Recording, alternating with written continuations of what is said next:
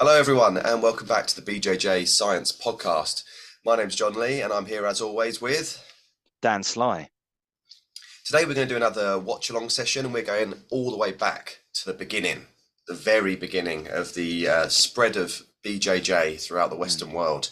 And we're watching UFC #1, or at least we're going to watch the first ever fight, and then we're going to watch Royce Gracie's fights at UFC 1 because the whole event is like 3 hours long. I'm excited. Dan, how are you feeling? Yeah. John, the anticipation is palpable, as you can see from my face. It's for those listening, just take our mind you, this is a watch long episode, so if you are just listening, I mean, by all means, fantastic that you are. Yes, you can but either listen to the audio version and then maybe queue up the videos at the same time. We'll try and tell you kind of the timings and everything when we're watching them, or watch along. This will be available on Spotify as a video episode, so you can watch us watch it. The last one that we did got taken down off YouTube, or at least got restricted in most of the countries in the world, so I don't think it's particularly visible. Did that include the UK, John? It did include the UK, yes. America, I think pretty much all of Europe. I mean, if it would help, I pride myself on providing very rich, detailed narrations of things, so I can just so we'll do some good description, some good audio description for those that are just audio listeners. So we're going to go back to the very first fight. So for a bit of context, one of the Gracie family, Horian, and a couple of his business partners put this competition together, basically to try and work out what was the best martial art in the world. But really, they were trying to prove that Brazilian Jiu-Jitsu was the best martial art in the world, is what they were really doing. And it went quite successfully, I must say. Oh, spoiler alert. Oh, should we also do the context, John, or do you want to wait for that, talking about the whole story between why Royce was chosen as the so I was gonna say, do you want to go on, Dan? Say. Well, I might be misrepresenting it, but as I'm sure anyone listening who's got an interest in jiu-jitsu, we know the rich Gracie lineage, about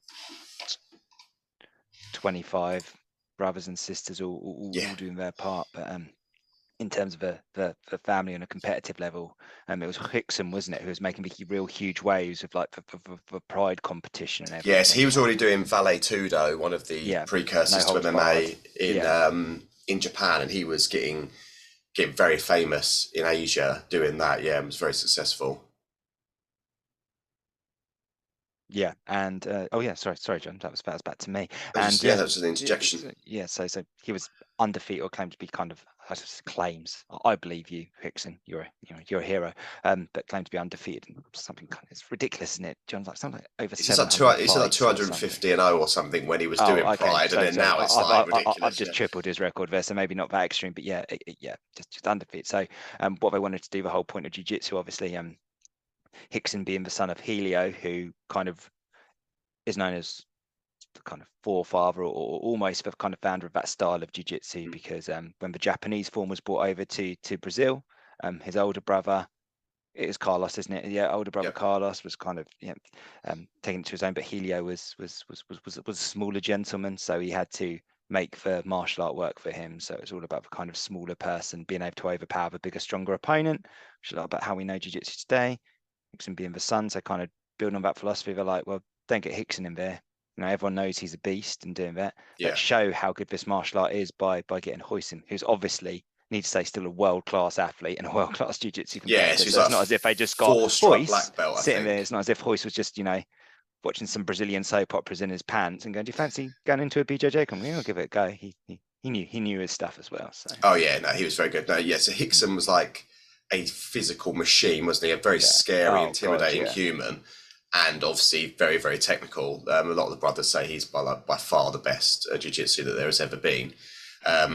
Royce was still like a 4-stripe black belt. He weighed, I think it's 170 pounds, which is like 77 kilos. So he's, top end of lightweight effectively. And so they thought that, the story that is out there now is that they thought it would be more impactful for the lightweight son to come out and just smash everyone.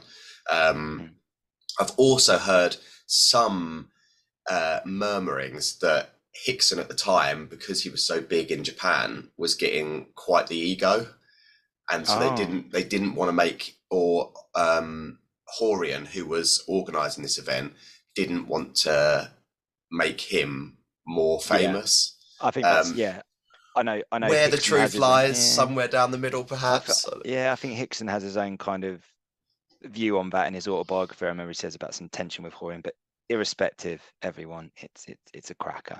It's a cracker. So we're going to watch the very first fight, and I've seen some interviews with the athletes that turned up for this event. So they're all kind of experts in their own martial arts, and they signed up for this no hold barred fight to prove that their martial art was the best. And these people genuinely believed, and probably some of them still believe, that their martial art is the best fighting form in the world. And so there are still kung fu people that think that kung fu is like the deadliest martial art if they're allowed to do all of the funky moves and stuff. So these people all came to kind of prove their martial art. Then this first fight happened, and they kind of didn't really know what it was all going to be about. And they're all in the back watching this fight, and then they're all like, "Oh, what the hell have we just signed up for?"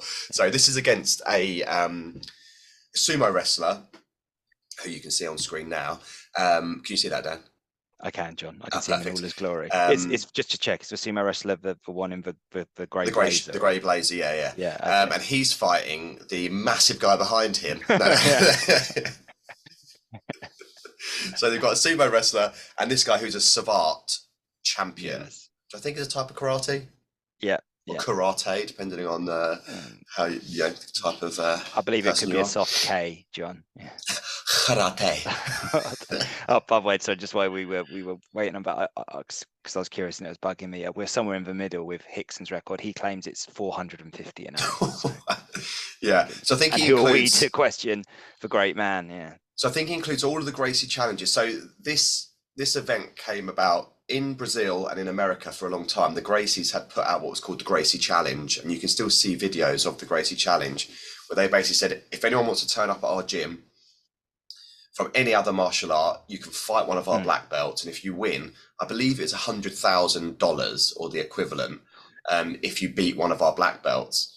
And that was kind of how Brazilian Jiu-Jitsu became so effective, because they were testing it every week against people who genuinely thought that they had the best martial art in the world, and they were having like actual fights on beaches and in gyms all around Brazil and America to prove that it was the best, but also at the same time that would have been kind of forming the martial art into the effective style it is. And then this was like the pinnacle of like, right, let's get this on TV in America and let's show everyone that Brazilian Jiu-Jitsu is the best. This is like the ultimate Gracie challenge. Then that has obviously developed into its own sport of MMA and the UFC. I do the UFC.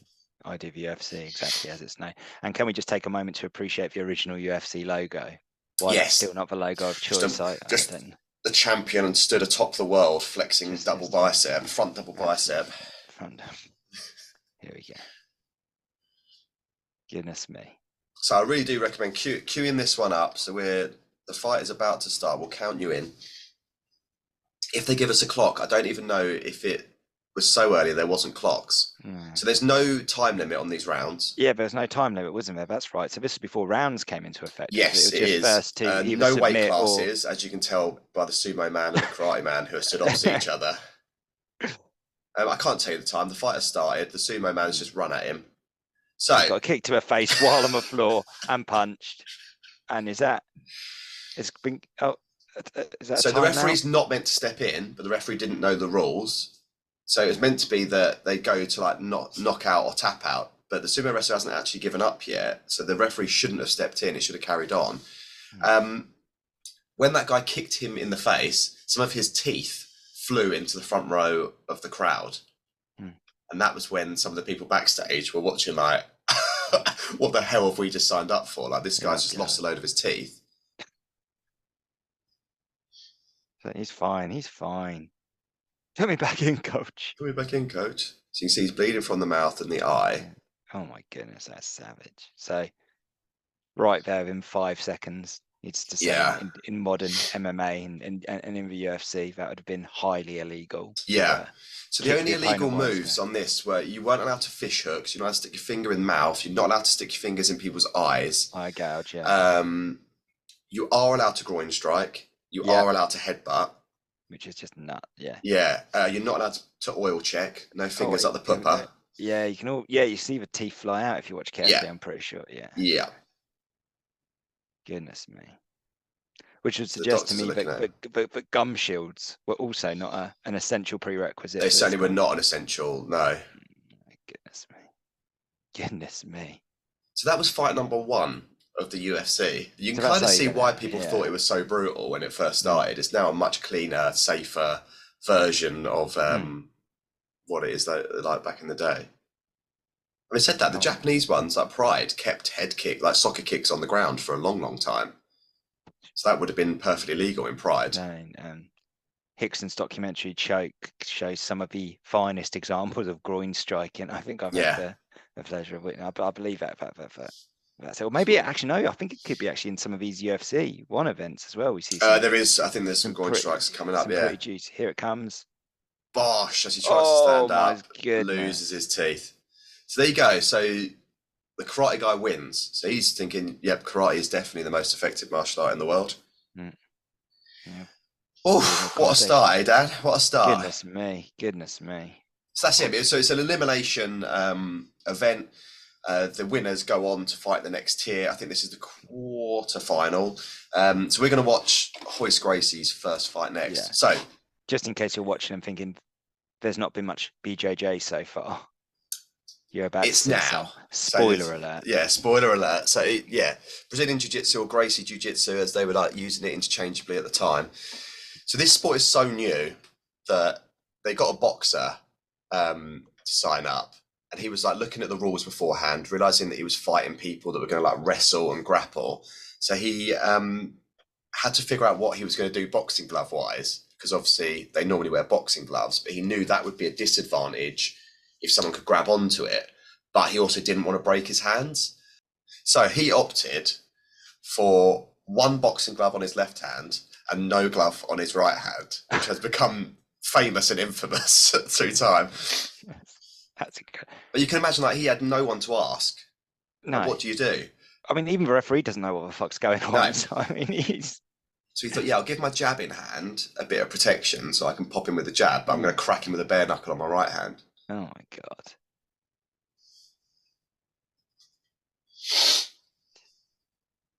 Always question as well. I mean, don't get me wrong, but I wonder how much for Gracie spent kind of, I don't know too much about this, mate. Maybe you know more how much they actually spent trying to work on their technical stand up and kind of, throughout this is very similar to what you see the whole way through the Gracie challenge. They'll go in with like that long kick to kind of keep distance.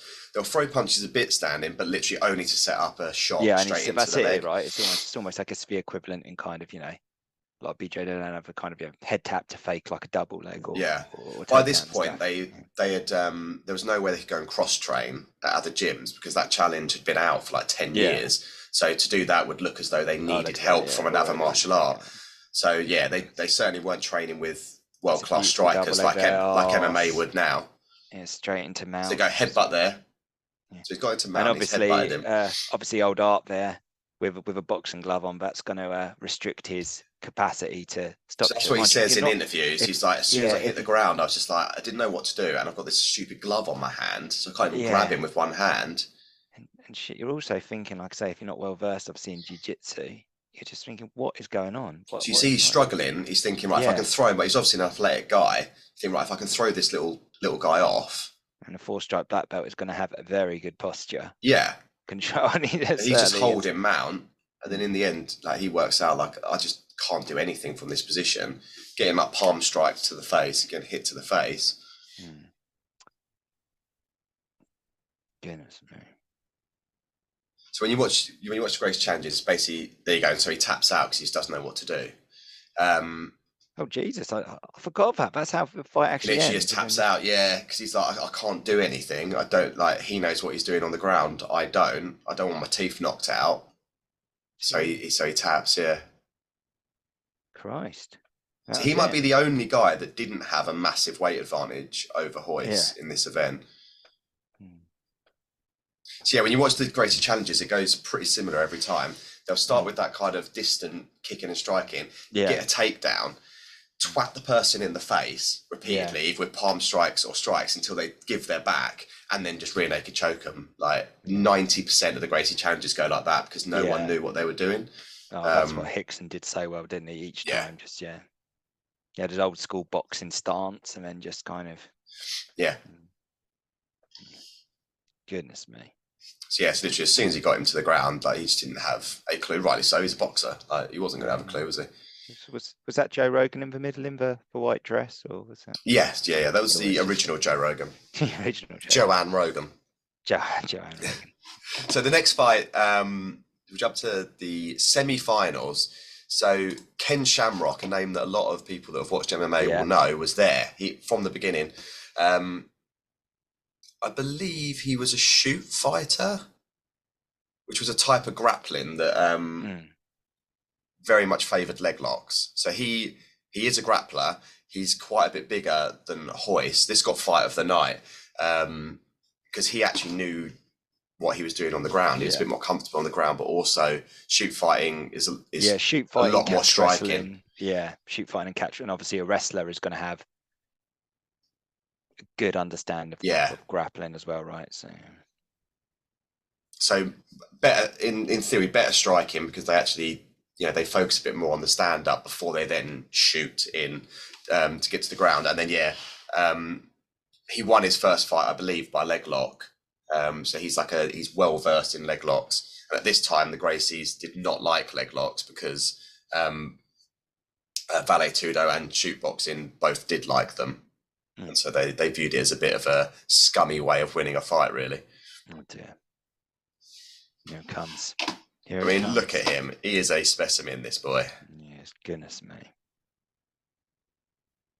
Christ. Budgie smugglers? Yeah, I was going to say with those budgie smugglers, he's leaving it. He's leaving his shamrocks on display for everyone to see. Yeah, wouldn't be my choice of MMA apparel, but each to their own. Thing is, if you're fighting a lot of leg locks, having slippery legs so that the person can't get you is an advantage. But then actually, having said that, I think they wear shoes. I think he's wearing shoes in this. So that was one of the things they had to iron out in the early UFCs. You see, it did last a bit longer than you think. You're allowed to throw kicks and you're allowed to wear wrestling shoes. So that would be a major... If you boot someone in the face, if that karate guy had a wrestling shoe on, that sumo guy would be in a way worse state than he was. Yeah. That's ridiculous to say, isn't it? Yeah, that would pale in comparison to how he would have actually... But even I remember watching Tank Abbott, who was the UFC heavyweight champion. He was still wearing wrestling shoes. And I think that was like UFC 10 or even more than that, maybe. That's crazy. So it lasted a while. Am I right in thinking that Ken Shamrock went on to go into the WWE or WWF as it was? Yes. I was just checking because I wasn't just because he's dressed like a WWE wrestler at the moment. I'm pretty sure he did a stint in in professional wrestling as well. Yeah, professional wrestling. There he is. He's a unit, isn't he? He is a unit. I mean, it looks like he's already eye gouged in that first fight, He's got a nasty little cut, man. Oh, John, look at that. Yeah, so he didn't. I don't think he walked through his guy as quickly as Hoyce did in the first round. Yeah, and am I right in thinking as well that it was the UFC that popularized the octagon style cage? Like in in Pride, it was a boxing ring, wasn't it? Yeah. So in Pride, it was still a ring. And there are some horrendous videos of people falling, knocked out headfirst through the ring, or people taking wrestling shots and just like flying out through the ropes and like landing headfirst on the floor, which is why they wanted to do the cage instead. And the cage was a big barrier to them getting it on TV because everyone thought it was barbaric. But really, I'd much rather be pushed against a cage than pushed through some ropes during a takedown. But the octagon is patented. You cannot call your cage an octagon. So like the Bellator one is round. Oh, is it? It's a circular cage, yeah. So each segment is curved. Oh Christ! I think there are other ones that are octagonally shaped, but wouldn't be called the octagon. And obviously, or would have a different number of sides. Obviously, John, the octagon's got an advantage as well for some fighters. If your preference, for example, is to do an elbow or a flying headbutt off a top turnstile, you can't do that in UFC. You can't do that, no. Which obviously would have been my go-to move if it's still a boxing ring style event. You'd have been jumping off the top rope just head first. Yeah, I would have hopefully got my opponent down, then rather than kind of keeping pressure on him, I probably would have ran to one side of the ring, bounced off the buckles, bounced again, flying elbow. People's elbow, People's elbow, ref calling it off. You can't do that in BJJ. Me. Like the stuff that really works, you can't use in the cage. Yeah, oh goodness me. So you can see straight away, like, Ken knows how to wrestle. Oh yeah. He knows how to wrestle. This is something that you don't see really anymore. From guard, kick to the kidneys. Yeah, kick to the kidneys. They used to say they wanted people to piss blood after they had been stuck in their guard for a while. So you see he sits back for a leg lock there. Yeah. Look at that. Oh. Obviously as well, you know, it's really strange watching. I say strange watching, but it's interesting because it's like a classic gi versus no gi scenario. Yeah. Usually when you train or spar, right, it's not as if some guys, I'm going to keep the gi on, you go no gi. You tend to. And he kept wearing that gi in MMA for a long, long time. It wouldn't be legal now, but would he have been able to do like collar chokes and stuff with it? Oh, is he tapping? Oh, he's got him. Was that a tap or was that? That was a tap. Yeah, that's a tap. And now Hoyce is telling him, "You tapped. You bloody tapped. Don't lie, you tapped." It's like a rear naked choke from like a weird, almost half guard. It's got a strange position actually. Oh, cheeky Ken. I'll be honest, I thought that one lasted longer than that. Yeah, cheeky Ken tried to claim he didn't choke. Yeah. In 10. Yeah, I think he regretted it. We'll watch the replay. He did apologise, I think, straight away. Hoyce is still pretty pissed off, I must say. A bit fired up. So you see, he's got he's got an underhook on his right leg, hasn't he? And then basically rear naked chokes him and cranks him at the same time. And Ken's like, then Ken just carries on fighting, Let's have a look from this angle. So you see there, he's like trying to dive through for a leg it's lock. Almost a bit of like a, no, it's not like a Darce, is it? Because he's not going behind it. So. No, I think it's like a rear naked choke grip, but with a very strange leg control. The lower body. There we go, ladies and gentlemen. Now on to the final. Now on to the final. So I think the Savart guy then fought a big kickboxer lad and beat him in what was quite a hard fight, I think, in the semis. So it's that Savart guy versus Hoyce Gracie. Didn't work. Here we go. Gerard Gordeau, that's who it is, isn't it? Gerard Gordeau. Yeah. Gerard Gordeau. Was he also one of the guys that Hickson fought in his private fight? Am I imagining something else? May well have done. I'm pretty sure he carried on fighting. Yeah. I think in the documentary Choke, this could be one. I could be wrong. You're probably gonna. You might be right, mate. You might be right. I think the kickboxer that Gerard fought in the last round was definitely one of the people that went to fight in Pride. Was that the American guy, the really weird coach who looked a bit like G.I. Joe? Sorry, I shouldn't say weird. That's a bit weird. He was a bit weird. He was the kind of coach you could imagine. He kind of would just get his fighter to bathe in yak's milk and kind of massage him afterwards and just get him to do like positive affirmations for kind of 12 hours after. Look at that. That's a beautiful intro. Why don't we do that? The famous Gracie train. This is how they came out to every fight. And there's Hickson in front of him there. Yeah. You can see Helio's at the front. So like 85 years old, I believe, at the time of this. Goodness. A spring chicken in today's jiu-jitsu still. He was still popping out children at that age, I think. Oh, Christ. Why not? I bet Hickson is absolutely gagging to be out there. Yeah. So you see Hoyler behind him, one of the most successful actual BJJ competitors of the brothers. He was the one that fought Eddie Bravo. Oh, we should do a watch along for that. That's a great fight. Eddie Bravo and Hoyler at Metamoris. That's me. Hickson rubbing him. Potentially, there's American Prince Andrew on the mic again.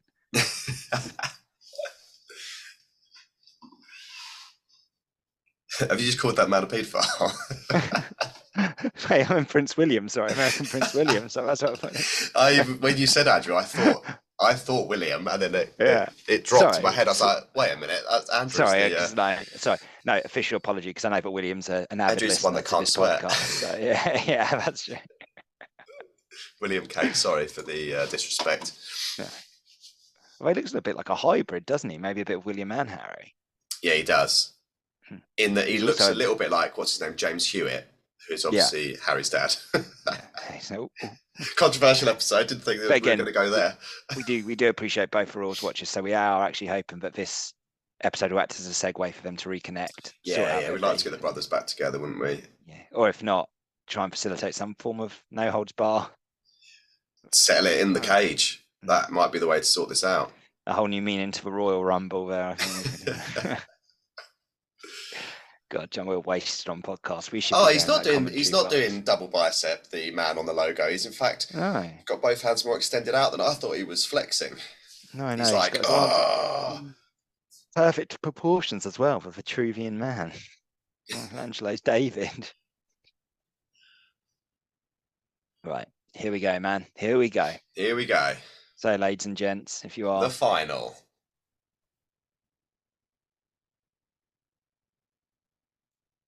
Rolls Royce. So he's now fighting someone who is legitimately very good at striking. Yeah. And throws kicks, punches. Gets in on the leg, very nice. Wraps one leg, goes for the trip. Oh, he's holding on to the cage. So I think that was even illegal in number one. You weren't allowed to grab the cage, which would make sense if you're a Brazilian Jiu-Jitsu person organising this show, that you don't want people to stop the takedown.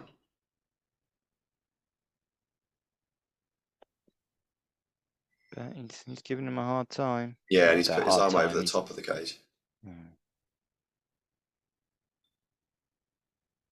So you can see the karate guy is quite a bit taller and a bit heavier. Oy. Good takedown there. Straight into mount. I think I remember how this one ends. Headbutt. Is that headbutt? Yeah, headbutt legal. Yeah. Headbutt. Just to help loosen him up. I find that's one of my go-tos, actually. Yeah.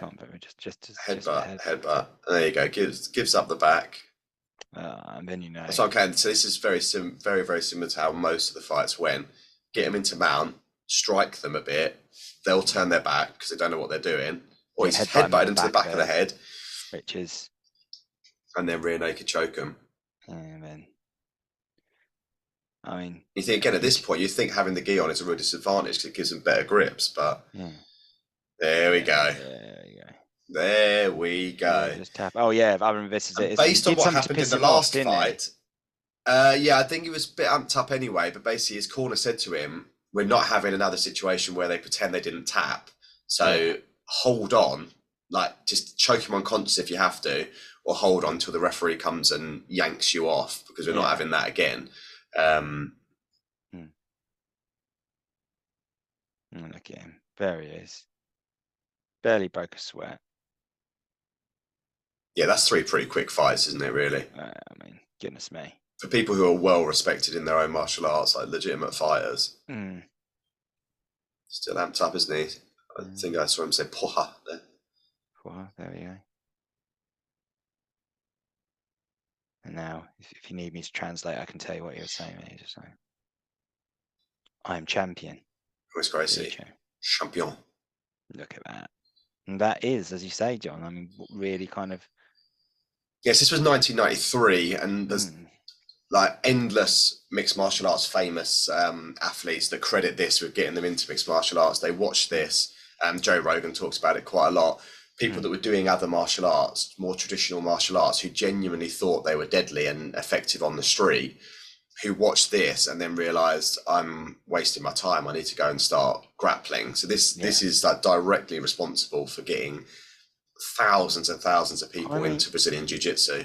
It's incredible, isn't it, when you think about it? So it's so obvious to say, but this martial art which people perhaps weren't too aware of in the Western world, you know, with kind of influential martial arts figures, your Bruce Lee's, etc. You know, hearing about all these other stars, and all of a sudden you're watching this, and this guy who's barely thrown a punch is just, like you say, just absolutely annihilating the world's best fighters in multiple disciplines. You would just think, Jesus Christ.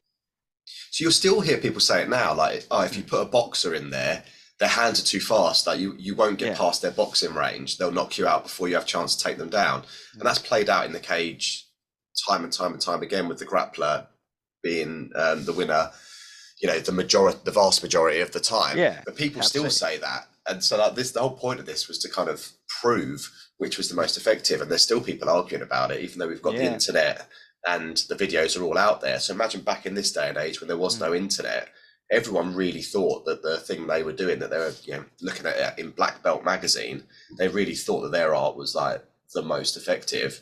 Yeah. Then these little Brazilians come along and just start smashing everyone. Yeah. Which makes it crazy, right? I mean, but I think BJJ is now the fastest growing sport in the world, apparently. But that's just still a fastest growing sport in the world. Apparently it is. Really? Apparently, isn't it? Yeah. Could be. A lot of celebrities at the moment getting on the bandwagon. It's getting a lot of traction online, isn't it? So, well, it's good to hear, mate. It's good to hear. It's just more subscribers for us. I say this purely from a place of bitterness, but with the celebrities, I'm not going to, for a second, I'm not going to say, oh, it annoys me if the celebrities do it. That's the wrong word. Like I said, it's purely a place of bitterness, and I realise it's irrational, but you're like, oh man, with all that time, resources, energy, extra coaching, it's going to be really annoying. So the celebrities will become absolute machines and monsters in BJJ in a very quick period, because, you know. Yeah, there's been quite a controversial one recently where Demi Lovato has got her purple belt. She got a purple belt, did she? Yes. She went on Joe Rogan. I can't remember the exact timings. Someone worked it out online. She went on Joe Rogan as a blue belt and had stopped training. She'd gone back into rehab and stuff. And so someone worked it out that if she went back to training like the day after that podcast, which she didn't, she'd only been a blue belt, or she'd only been training as a blue belt for like a year, and then has got her purple belt. So there's quite a lot of controversy online about basically that she's been given that purple belt. Who knows? Like, we're not in her sessions. I think she only does private sessions as well, so she's not out there rolling with lots of other students. It's like, how if you stuck her in a class with a load of blue and purple belts, like how well would she do? Like, everyone's got their own metrics, haven't they? Each gym, each professor, you know. I remember our first gym, you know, coach used to say everyone's got their, and use this term, journey. They go on to it, but you think, I mean, especially when it gets to purple belt, you feel there is a kind of set proficiency you want to be at, right? You can tell at any club I've trained at the purple belt, it's like, okay, you're solid. If you see what I mean. You should be fairly solid. Yeah. But thinking of the other celebs, your Tom Hardy's, who looks Tom Hardy, who has tested himself in competition multiple times. Yeah, fair play to him, like I say. Yeah, he's legit. What's his name? Slater from Saved by the Bell. Mario Lopez. Something. Mario Lopez. Yeah. There's an American chef. I've forgotten his name. He does a lot. Your reality TV. Oh, is he Anthony Bourdain? Anthony Bourdain. He's dead now. Is he? Yeah, he unfortunately committed suicide a couple of years ago now, mate. I'm thinking of someone else then, because I definitely thought I heard. He had like a load of travel food shows, that guy, or it's different. I know there was an American chef, man. I thought, oh God, sorry, maybe I've got the wrong person. I thought I'd read recently about. Yeah, so Anthony Bourdain, he's like an American. He did like a travel show where he met up with people and ate food in different places. It might be a different guy you're thinking of. Aston Kutcher, he's a brown belt, and apparently he's actually a good brown belt.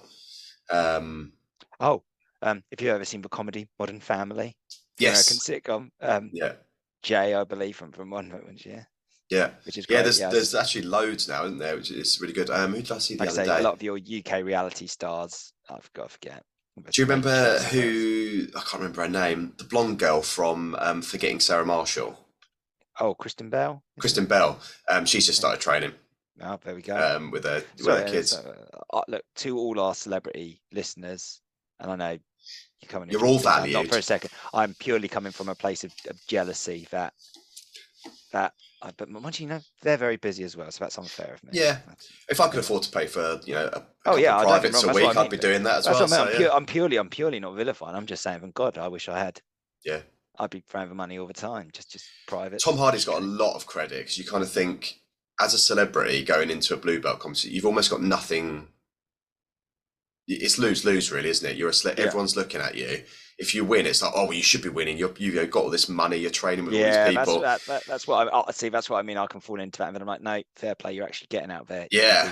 Apparently, he goes under a different name as well, so he's not trying to kind of hype himself up. So I think. Does he? Okay. I won't say the name he uses. Sorry, Tom, just in case. Yeah. He might want some anonymity.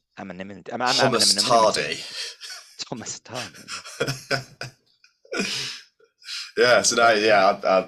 I think it's growing fast. It would be growing faster now as ever because definitely it's getting more celebrity exposure, which is all good for our listening base, isn't it, Dan? Absolutely, John. Please join us again, celebrities and all. Celebrities, everyone. Any celebrities want to endorse this show? Yeah, we'll take it. We'll take it. Anyone. So, guys, we hope you enjoyed that. Just a bit of a kind of a run through of the history of the sport, really. Like and subscribe on your podcast app, please.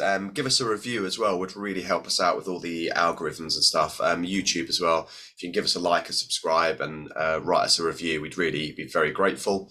If you've got anything that you would like us to cover on the podcast, we do some more sciencey episodes if you like that kind of thing. Email us bjjscience@outlook.com. You can also find us on Instagram, bjjscience podcast, and on Twitter, bjjscience. I like it. Yeah.